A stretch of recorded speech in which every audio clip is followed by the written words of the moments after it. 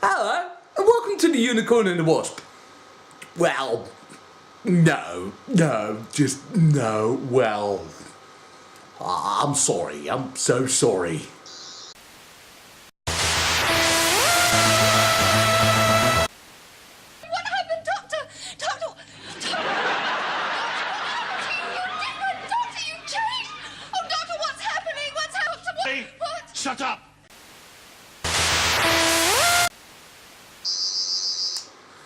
Yeah, I'm really just playing pretend with plastic toys I buy on the internet. Come on, it has a light. It gives little light. Come on, I'm not a huge fan of the new sonic screwdriver design, but it gives a light. I'm an adult man and I can do what I want.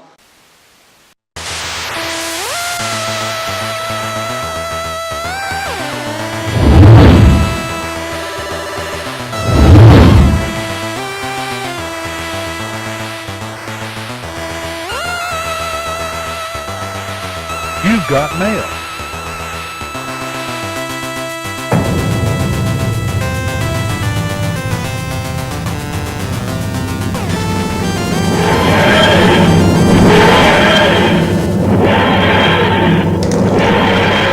Hello, and welcome to Doctor Who Exactly, which is approximately not really an exactly kind of thing because it's just me and a camera and you watching me talking to a camera. That's the entire thing behind YouTube. Is like 9 out of 10 times it's just a bloke or a lady behind a camera going like, I like this thing, or this is how to do another thing. So this is me talking about Doctor Who. Exactly. We're talking about episode 7 of series 11, Kerblam, written by some bloke who convinced the writer of The Demons of Punjab to write an episode for Doctor Who because he wasn't that big into Doctor Who. So he has like, we're given the benefit of the doubt when it comes to the episode Kerblam, and his name is Pete McTighe? Pete McTighe? He's probably Scottish person. I'm not very good with names. Anyway, Kerblam gave me the idea that it was the word for an onomatopoeia, and if you're not familiar with the word onomatopoeia, it's not only a great word for hangman, because who's gonna guess that? It's also a word that describes sounds, so it's like boom or splash. It's trying to convey the sound that it's making. But Kerblam is not that. It's not like the Big Finish song Bang Bang a Boom, which was quite literally the name of the explosion they were trying to prevent. Aspirin. And he's about to go on stage! Quickly, Mel! The arena! What is going on? If we don't stop him, bang, bang, a boom! Kerblam is actually an Amazon analog, and it's a classical Doctor Who whodunit. I should have thought of that in advance. I could have made a pun there.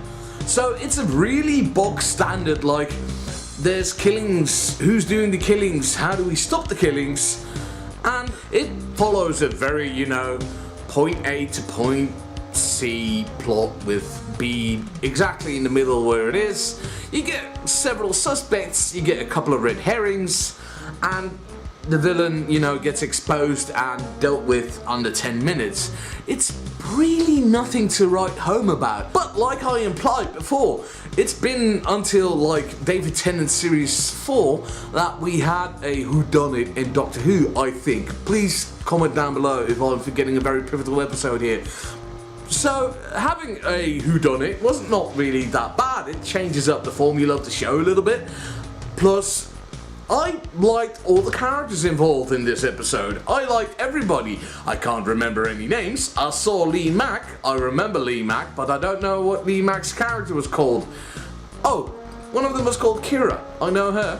This episode is basically just spending a lot of time, as a horror movie would put it, developing doomed characters. Like, that some of these people are gonna bite the dust, and you'd really rather not, because in this case at least, you like the characters. Well, very often in horror movies you get like very obnoxious partying teens, like, oh yeah dude, we're gonna party, and then they're gonna do drugs and drink, and then they get killed by a guy with a mask. But here that's not applicable. Here it's just you get to know some very blue collar people that work for basically Amazon in Space Warehouse. And when we finally get to the body count, you don't want them to die, and that's good. So that means that Pete wrote some very engaging characters, and that's great. The world itself is just a big warehouse, and unlike the library, that's like a planet-sized library, this is supposed to be a moon-sized warehouse. Aside from the one scene, I never really got a good grasp of the scope, but it's meant to be pretty big. Like, it's very... how do I put this nicely? It's nothing really special. It's nothing that made me go like, wow, that's a fantastical Doctor Who setting that, you know, they're never going to be able to do again without people going like, oh yeah, that's just like that. It's, in the end, very often I say like, Doctor Who's plots are flimsy and silly. It all hinges on the characters. If you like the characters, you're cool. Like Sleep No More. You remember Sleep No More, written by Mark Gatiss, Series 10? And Love and Monsters. Like, the only reason why some people are positive about that story, you remember Love and Monsters with David Tennant, Series 2? Yeah, the only reason why that's sometimes referenced positively is when people talk about the characters and not about the Absorbaloth, or not the Doctor himself and Rose, because they were barely a part of that episode. But I'm going on a slight tangent. I'm going like, okay, so this is a whodunit. We don't know who's done it. We find out good characters. The robots were suitably creepy. This is a very short Doctor Who exactly. It's like, this is a perfectly fine episode, but it's not like a bland episode, if you know what I mean. People get their character moments, the character has nice interactions. Again, Bradley Walsh as Graham and Ryan, they're brilliant, like they're dynamic.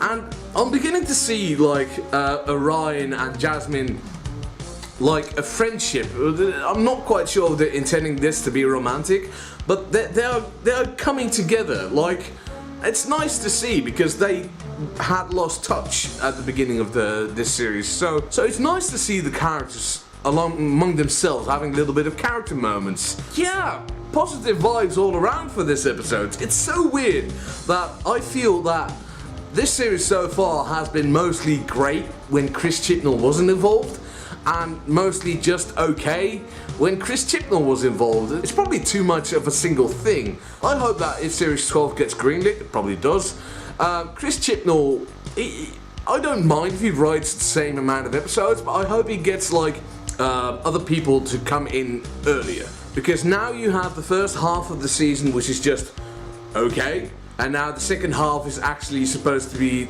the thing that would be drawing people in.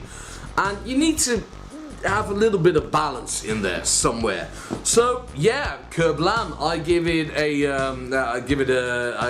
a rating out of a rating system, because I don't like to do rating systems. Yeah, short but sweet, and that's this episode really. It just knows what it wants to do, it gets its stuff done, and it, you know, leaves you perfectly fine. Next week we get Alan Cumming as King James. I can't wait! So, do all the social media things, do all the YouTube things that I refuse to actually actively plug. I mean, do you not get tired by the same song and dance by people all the time going like, please remember to subscribe and smash that bell down below, and if you really like me, check out my Patreon. Because everybody says the same thing. Doesn't it become white noise at one point? I mean, it does for me. Fair enough, people need to make a living. Yeah, that was Doctor Who exactly. Yeah, I bought a shirt. It's just like Street Fighter if it was Doctor Who, except it was, you know, designed with David Tennant, was just the Doctor. It's probably the biggest mistake I've ever done. I shouldn't have bought this shirt because it's just bad. But you know, I have no good retort to me saying that's bad. Yeah. Anyway, we need to talk about this screwdriver sometime. Not today, but, you know, maybe in the future. See ya!